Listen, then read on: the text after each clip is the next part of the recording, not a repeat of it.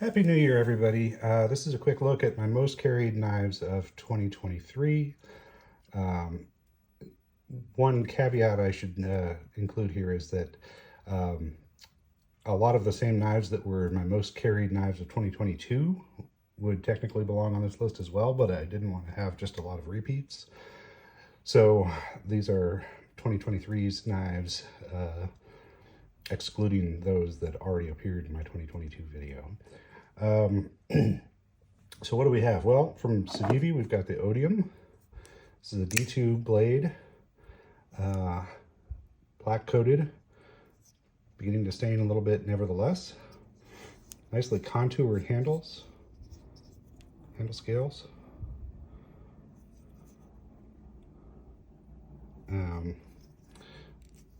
Large cutout for opening, but also a flipper tab. It's on ball bearings. I have replaced the pocket clip on this with a titanium clip. Probably the single most carried knife of 2023 is this version of the Hogue Deka. Last year I carried a Wharncliffe Hogue Deka with the polymer handles. This year I've been carrying this clip point version with Ultim handles quite a bit. Remains a very good knife, very slicey, very easy to open. Hogue's Able Lock, which is basically the same thing as Benchmade's Access Lock, functions very nicely. There's a little dead spot here where it's neither a finger choil nor blade edge nor any kind of usable area as part of the knife, but it bothers me a little bit when I'm evaluating the knife, but it doesn't really bother me that much when I'm using the knife. So take that for what it is. I carried the Caribbean quite a bit this year, and I have a video that is my full review of the Caribbean, one of the few full reviews I've done. Great knife. LC200N blade steel, and also an LC200N that has the compression lock. Also an LC200N, I've got this automatic, the Autonomy 2, which has a very similar handle profile, but a different blade shape than the Caribbean. Or at least than the sheep's foot Caribbean. Great big button on this, safety lock. Both of these are completely water resistant, corrosion resistant, and part of the Salt series. They're designed to be used in saltwater applications. The Autonomy 2 was originally developed, or well, the Autonomy was originally developed for use by the U.S. Coast Guard. So intended for marine environments. From Swaggs, I've got the Knife Center exclusive version of the Kizer Swayback, designed by Swaggs. Just a great little knife. Inspired by the Leak, the Kershaw Leak. You can see the similarities there, but with a button lock mechanism, and this is in 4V steel. These were on sale at the end of the year, and I picked up an extra one, just in case something ever happens to this one, or if I want to gift it to somebody or something like that. From Petrified Fish, the Scholar. This thing looks a lot like a straight razor. It does have a hollow ground 154 cm blade, olive wood handles, titanium pocket clip.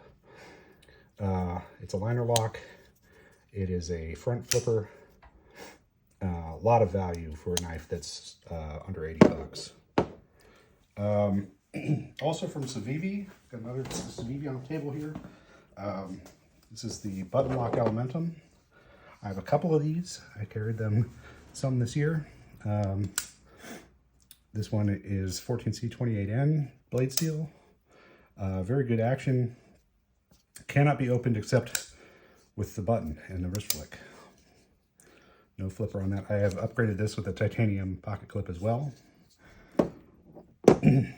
From Buck, The buck of the month, one month this in 2023, was the 3V version of the 110 with solid brass handles. And this thing is a monster. It's a little bit heavier than our standard buck 110, which is a big heavy knife. But I have carried this some. It does have a thumb stud for opening, which the standard 110 does not. It is lock back. It is a little bit slimmer than the wooden handled 110. I've gotten a lot of use out of this little guy, the Isonzo from MKM, and I own a few different versions of this knife. I like the hawk bill profile. It comes in a sheep's foot and a clip point profile as well, or maybe it's a drop point. I think it's a clip point. This one was an SMKW, Smoky Mountain Knife Works exclusive with fat carbon handle scales. They offered this in a few different colors. M390 blade steel on this guy. It is great. It's a little 5th pocket knife, deep carry folded over pocket clip, green anodized titanium accents. Just a great little knife. The highly anticipated Magnacut version of the Spyderco Native Salt, made right here in the USA in Golden, Colorado. It's a classic design. I put this thing to good use this year.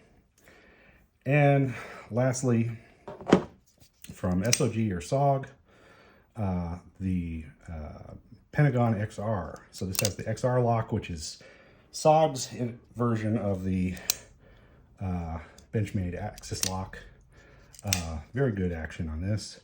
It is sharpened on both sides of the tip, but only fully sharpened down one side of the blade edge.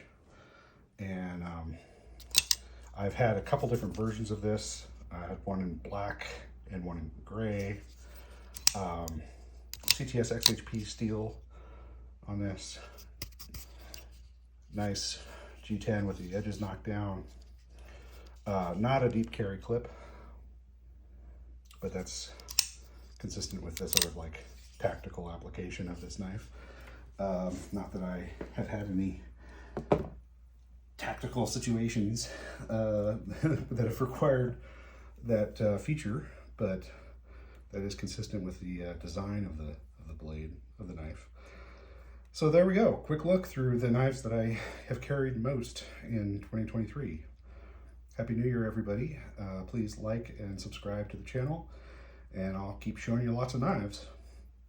All right, thank you.